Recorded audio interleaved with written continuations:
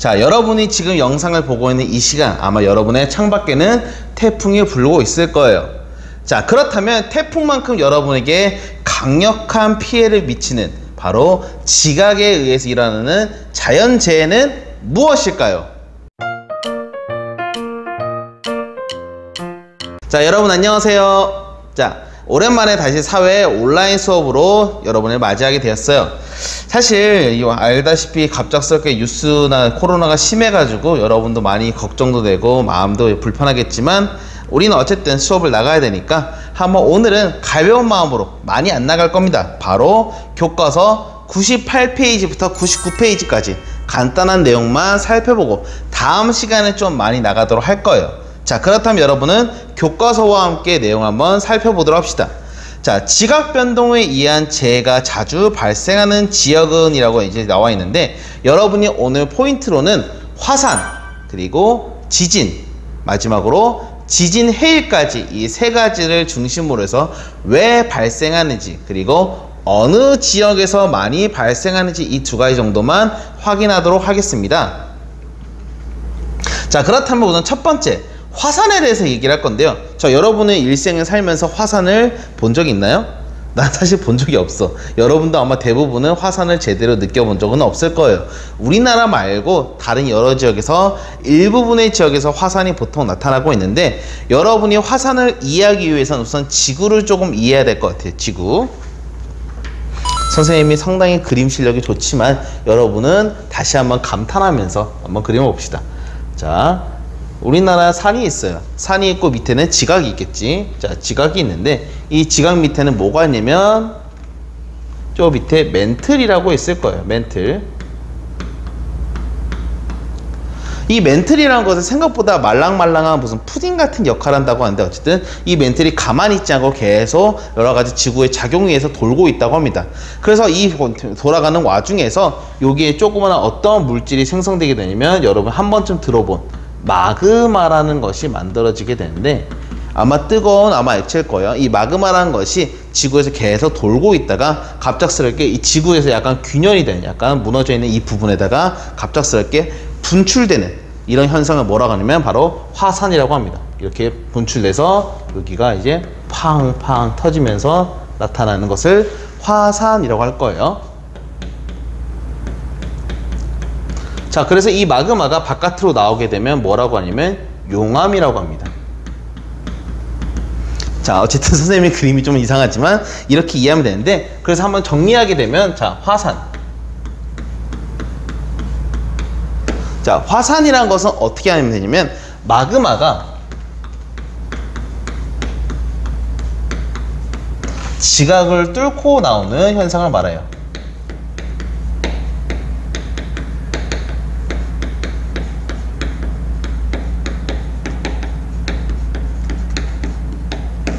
자, 그래서 화산 같은 경우에서 여러분 실제 많이 볼 수 없지만 일부 지역, 뭐 하와이라든가 다른 태평양 여러 지역에서 보통 만날 수가 있는데, 이런 화산과 함께 또 같이 우리 지각에서 나타나는 또 다른 현상이 뭐가 있냐면 바로 지진이 있어요. 자, 화산보다는 선생님 생각에는 지진이 좀 더 여러분에게 익숙할 것 같은데, 뭐 지각은 여러분 지진을 여러분들 잘 알고 있으니까 간단하게 정리하면 뭐 땅이 흔들린다라고 정도 하면 되겠네요.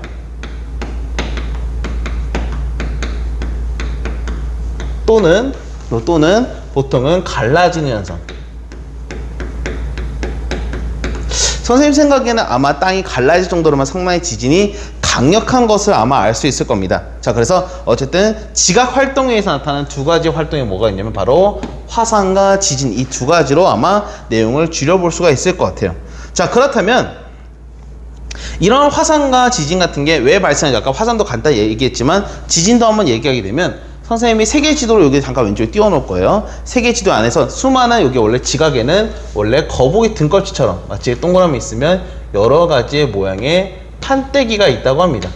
다양한 판때기들, 지각판이 있는데 이 지각판이 그대로 가만히 있는 것이 아니라 조금씩 움직인다고 해요. 아마 선생님이 듣기로는 1000년에 한 50m 정도 간다고 하는데, 어쨌든 이 지각판이 서로 이렇게 맞물려 있는 상황에서 가끔씩은 어긋나기도 하고, 아니면 가끔씩 붙어 다니기도 하고, 아니면 끊어지는 현상, 여러 가지 현상이 나타나게 되는데, 이러한 지각판이 움직이면서 가끔씩 큰 에너지가 발생하게 되고 이것이 이제 땅을 흔들리게 되는 것이 바로 지진이라고 할 수 있어요. 그래서 여러분이 포인트가 될 만한 거라면 요 지각판에 의해서 지진이 발생한다라고 할 수 있을 겁니다.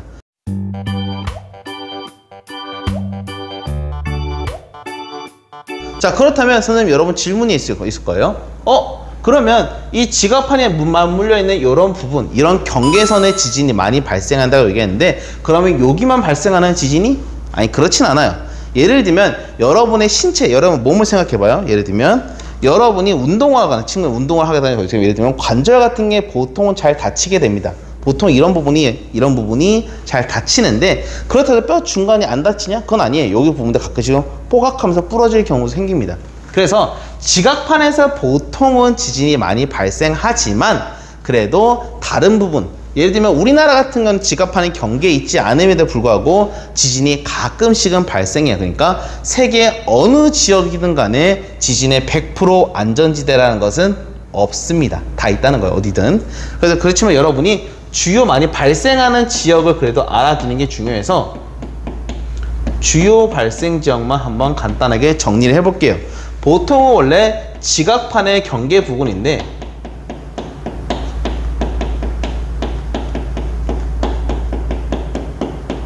보통은 어디에 많이 하냐면 나중에 여기 세계 지도 띄우겠지만 보통은 어디 지역이냐면 알프스 해야 지역,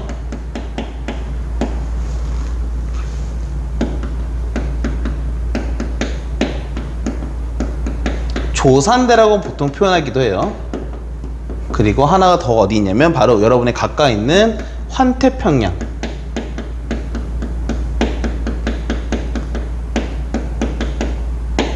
이런 지역에 일반적으로는 많이 지진이라든가 화산 활동이 발생한다고 합니다.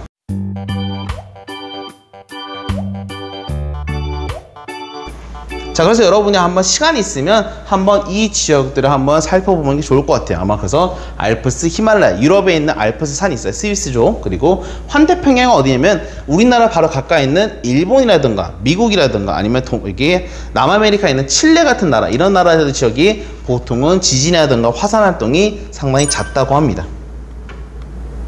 자, 그럼 여러분이 어떻게 교과서에도 아마 지도가 있으니까 한번 그 부분을 잘 한번 확인해 보면 될 것 같아요. 자, 그렇다면 아까 말했던 것처럼 우리나라는 지진의 안전지대가 아니라고 했어요. 아까 말했던 것처럼 관절 부분만 사람이 다치는 게 아니라 가끔은 뼈의 중간도 뽀각하면서 부러지는 경우가 있습니다. 우리나라도 역사적으로 지진이 꽤 있었어요. 근데 여러분이 느낄 만한 정도의 지진은 많이 발생하지 않았고 아마 여러분이 아마 최근에라고 할 만한 거라면 2016년 아마 여러분이 초등학교 3학년인가? 2학년인가 잘 감이 안 오네? 아마 그때쯤에 포항에서 났던 지진 그리고 또는 경주에서 났던 지진이 최근에 났던 지진 중에 가장 강력했던 지진이에요. 여러분 중에서 조금 몸이 예민하거나 감각이 뛰어난 친구들 같은 경우에는 이런 지진에 살짝 흔들린 정도를 느낀 친구도 있을 겁니다. 선생님은 사실 그렇게 좀 둔감을 잘 모르다가 그때 살짝 미묘하게 책상에 흔들려서 내가 혹시 게임을 하다 샷건을 쳤나? 잠깐 기억을 되살려 본 적이 있었는데 아마 그건 아니었던 거. 그때 지진이 살짝 났다고 그때 경보가 떴던 거를 기억하고 있어요. 여러분이 가끔 진도라든가 규모라는 부분을 아마 들어본 적 있을 거예요. 자, 간단하게만 얘기하면 지진의 규모라는 것은 지진의 전체적인 크기를 뜻합니다. 그리고 진도는 어떤 지점에서 흔들리는 그 정도의 차이를 말하는데 보통 여러분이 진도라는 표현보다는 규모라는 표현을 많이 써요. 그래서 예를 들면 가끔 뉴스에다가 포항에는 5.8 정도의 규모의 지진이 발생했다 이렇게 말하는데 간단하게만 얘기하면 우리나라 바로 옆에 있는 일본 같은 경우에 상당히 지진이 상당히 측정이 잘 돼 있어요. 그래서 숫자 7 정도가 넘어가게 되면 상당히 강력한 지진이라고 합니다.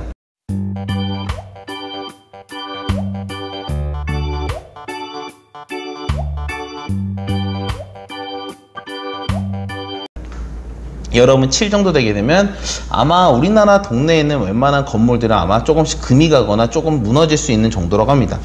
선생님이 기억하는 어느 정도가 있었냐면 영상을 아마 이따가 참고 잠깐 할 거예요. 2011년에 일본 대지진이라고 있었는데 그때는 지진이 진짜 어마어마했어요. 내가 기록에는 한 9도 아마 정도 됐던 것 같은데 9도 규모의 그 정도면 어느 정도 거의 역사에 기록될 만한 어마어마한 지진이었다고 알고 있어요. 그래서 그때 아마 후쿠시마 원전도 뭐 폭발하고 난리가 난 적이 있었는데 그만큼 강력한 지진이 우리나라 옆에 일본에 상당히 바로 아까 말했던 환태평양 조산대에 많이 발생하고 우리나라도 지진의 100% 안전지대는 아니다라고 얘기하고 싶은 거예요.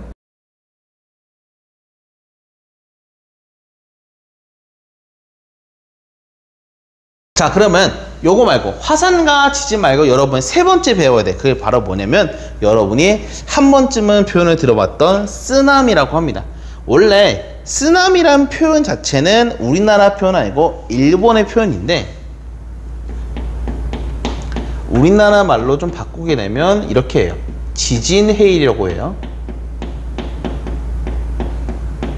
선생님 그럼 왜 쓰나미란 표현을 쓰는 거예요? 일본말인데 이게 우리나라만 쓰는 표현이 아니고 일본만 쓰는 것도 아니고 일본에서 이런 쓰나미 현상, 지진 해일 많이 발생해가지고 이거 당시에 일본의 이 표현이 전 세계적 공통어요. 약간 공식 언어가 돼가지고 쓰나미란 표현을 써도 상관은 없습니다. 우리나라 말로는 지진 해일이라고 할 수 있는데 요 지진 해일은 요거에다가 아까 말했던 발생하는 지역이 좀 차이가 있어요. 일반적으로 지각에 우리가 보통 말하는 일반 땅이 아니라 바다 안에서 뭔가 쾅 터지게 되면 지진 해일이 발생하게 됩니다. 그래서 발생하는 지역이 좀 다른데 해양 지각. 아이고 다 썼나? 해양 지각에서 지진 또는 화산이 발생하게 되면 나타나는 게 쓰나미라고 합니다. 자, 쓰나미 같은 경우에서는 예를 들면 갑작스럽게 파도가 되게 평소에 이렇게 울렁울렁 웨이브 하는 것도 아니고 어쨌든 울렁울렁 가다가 갑작스럽게 파도가 되게 약해지는 거예요. 그러면 사람들은 왜 저러지? 갑자기 파도가 평소보다 약하지? 이거는 하나의 폭풍 전야라고 생각하면 돼. 갑작스럽게 약해지다가 어마어마한 파도가 만들어져서 쾅 그 지역을 덮치게 됩니다. 일반적으로 일본이라든가 특히 하와이라는 지역에서 보통 이 쓰나미가 많이 발생하는데 뭐 여러 가지 설이 있지만 여러분이 알만한 정도라면 해양 지각에서 지진이나 화산이 발생했을 때 보통 나타나는 현상이 쓰나미라고 해요. 아까 말했던 일본 2011년 그 대지진 때 일본에서는 그 쓰나미 때문에 사실은 지진 때문에 사람이 다친 경우는 많았지만 이 쓰나미로 어마어마한 재산 피해와 인명들이 피해를 받았다고 합니다. 선생님이 몇 가지 영상을 좀 띄워볼 거예요. 아마 이런 걸 보면서 와, 그 당시의 규모가 이만큼 심했구나라는 것을 이해할 수 있을 것 같아요. 그래서 이것도 좀 딴소리긴 한데 내가 저번에도 한번 태풍의 눈을 따라서 사람이 지나가면 살 수 있을까 이런 헛소리 한 적이 있는데 이런 생각도 해봤어요. 그러면 쓰나미는 어쨌든 큰 해일, 큰 파도의 일종이잖아. 그럼 큰 파도 일종이라서 여러분이 만약에 내가 서핑이라던가 아니면 내가 바닷물을 잘 탈 수 있는 능력이 있으면 이 쓰나미를 타고 즐길 수 있지 않을까 생각을 해봤어요. 그랬다가 죽는데요. 이 쓰나미가 규칙적으로 이렇게 파도가 치는 것이 아니라 진짜 지 멋대로 난리가 치기 때문에 사람이 잘못해서 파도 놀이했다가는 아마 다음 세상에서 여러분을 만나게 될 것 같습니다. 나 같은 질문한 게 은근히 많더라고요. 생각보다 인터넷에 많고 그걸 질문해서 한번 기상학자 한번 얘기했던 인터뷰 내용이 있는데 보니까 쓰나미를 한번 탔다가는 여러분이 하직할 수 있다고 합니다. 그래서 아까 말했던 이 지진 해일 같은 경우에는 보통은 태평양이라든가 또는 인도양 지역에서 보통 많이 발생한다고 해요. 그래서 여러분 아마 지도 교과서 한번 잠깐 봅시다. 단층에 어긋나는 그 바닷물이 위아래로 출렁거리면서 일어나다가 갑작스럽게 파도가 막 빠르게 이동하면서 해안을 팍 강타시키는 게 쓰나미라고 해요. 지진해일. 그래서 내륙까지는 보통 피해를 입히진 않지만 해안 지역에 어마어마한 피해를 미치는 게 바로 쓰나미 또는 지진해일이라고 합니다. 자, 그러면 여러분 교과서에 있는 99페이지 잠깐 내용만 좀 보고 내용을 마치도록 할게요. 주요 화산 활동과 지진의 피해 현황을 나타낸 그래프 표입니다. 표를 보게 되면 수많은 사망자가 발생한 지역이 있어요. 근데 여러분이 진도, 오른쪽에 있는 거 좀 봅시다. 진도가 기록되어 있는 2004년에 있는 인도네시아와 그리고 2011년에 있는 인도 북동부 도호쿠라는 지역 한번 비교해 보게 되면 둘 다 같은 9.0 정도의 진도를 가진 어마어마한 지진이었다고 합니다. 자, 그런데 여기 보게 되면 사망자는 어떤 건 어마어마하게 큰데 어떤 건 좀 적어요. 그 이유가 뭐냐면 일본 같은 경우에는 보통적으로 지진에 대한 대비가 상당히 잘 되어 있는 편이라서 그래도 많은 사람 피해를 줄였을 수 있는 반면에 인도네시아 같은 안타깝게도 지진에 대한 규모가 좀 약간 대비가 덜 됐던 것 같아요. 그래서 어마어마한 사망자를 발생시켰던 사건이기도 합니다. 참고로 내가 또 기억나는 게 IT라는 되게 조그마한 나라가 있어요. 아마 남아메리카 지역에 있는 조그마한 섬나라인데 그 지역도 열심히 이제 나라를 발전시키는 개발도상국 국가였는데 지진이 너무나 강력하게 한번 공격하게 돼서 그 나라가 거의 20년, 30년을 되찾기 어려울 정도만큼 나라가 붕괴된 적이 있습니다. 그래서 막 IT 거기를 위해서 모금하는 뭐 그런 활동도 있었는데 그만큼 지진이라는 거는 규모가 어마어마하게 크고 많은 피해를 만들기도 합니다. 그래서 여러분이 사실 지진을 100% 방어하기라는 것은 불가능해요. 그러면 선생님은 간단한 모습을 보면서 지진이 혹시라도 났을 때 어떻게 하면 대비하는 게 제일 좋은가?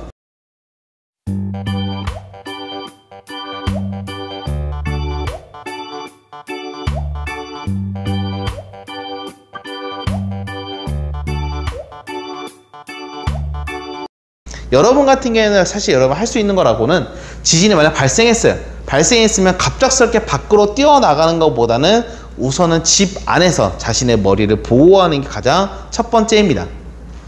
예를 들면 여러분의 가까이 있는 가장 튼튼한 책상이라던가 아니면 식탁 같은 뒤에 밑에 들어가서 잠깐 머리를 보호하는 게 가장 중요해요. 왜냐면 지진 때문에 물건이 날아가서 잘못 머리를 다치거나 여러분이 다치게 되면 큰 상처를 만들 수 있기 때문에 웬만하면 머리를 보호하는 게 가장 첫 번째예요. 제일 첫 번째. 그리고 지진이 어느 정도 잠깐 멈췄으면 그때는 빠르게 바깥으로 나가서 운동장이라든가 아니면 약간 공터 같은 큰 넓은 지역으로 가는 게 제일 좋다고 합니다. 선생님 조금 마음이 급해가지고 엘리베이터 타는 거 괜찮아요? 엘리베이터 타는 건 절대 금물이라고요. 왜냐면 엘리베이터는 갑작스럽게 이제 운행이 중단될 수도 있고 여러 가지 문제 상황이 발생할 수 있다고 해요.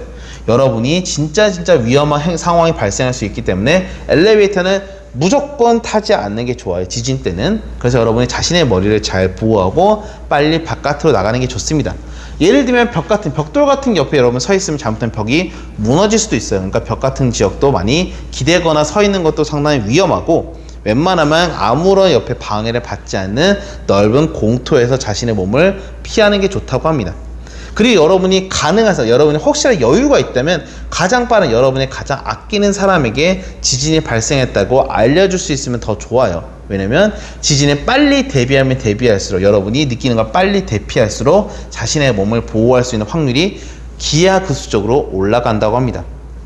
자, 어쨌든 여러분의 지진이 그렇게 크게 발생할 일은 적긴 하지만 혹시라도 지진이라는 걸 여러분 잘 대비하기 위해서 이런 것도 알아두었으면 좋겠어요. 자, 그럼 어쨌든 오늘의 수업 내용은 간단하게 정리해서 여러분 여기 있는 필기 내용을 교과서에다가 아마 98페이지나 99페이지 어느 공간에다가 써도 괜찮고 아니면 노트에다가 적어서 사진을 찍어 올려주면 됩니다. 자, 오늘의 수업은 여기까지 할게요. 아마 지금 내가 이 영상을 올릴 때쯤에 라이브로 지금 아마 태풍이 확 불어 닥칠 것 같은데 걱정스럽긴 합니다. 지금 아직까지 날씨가 너무 쨍쨍해가지고 전혀 감이 안 오는데 지금 부산이라든가 밑에는 제주도 지역은 조금씩 지금 피해를 받고 있다고 해요. 여러분도 태풍 지역에 갈 때 전에 말했죠? 창문 같은 지역 옆에다가 혹시 테이프를 할 수 있으면 좋고 창문이라든가 바깥에 외부에 그런 바람이 들어오지 않도록 잘 방어해 주는 게 매우 좋다고 합니다. 여러분 태풍 같은 거 막 분다고 해서 기분 좋아가지고 우산 들고 밖에 나가거나 하는 큰 이상 헛짓하지 말고 여러분의 몸을 잘 보호했으면 좋겠어요. 선생님의 수업 맨날 농담이 많아서 걱정이긴 한데 어쨌든 여러분이 잘 몸 방어하고 여러분의 다음 수업도 잘 들어주길 바랍니다. 오늘의 포인트 다시 한번 얘기할게요. 화산, 지진, 쓰나미, 지진, 해일, 그리고 여러분의 각각의 왜 발생하는지, 주요하는 발생하는 지역들이 어디인지 이런 것들만 알아두면 될 것 같습니다. 오늘의 수업은 여기까지 할게요. 다음 시간에 만납시다. 안녕.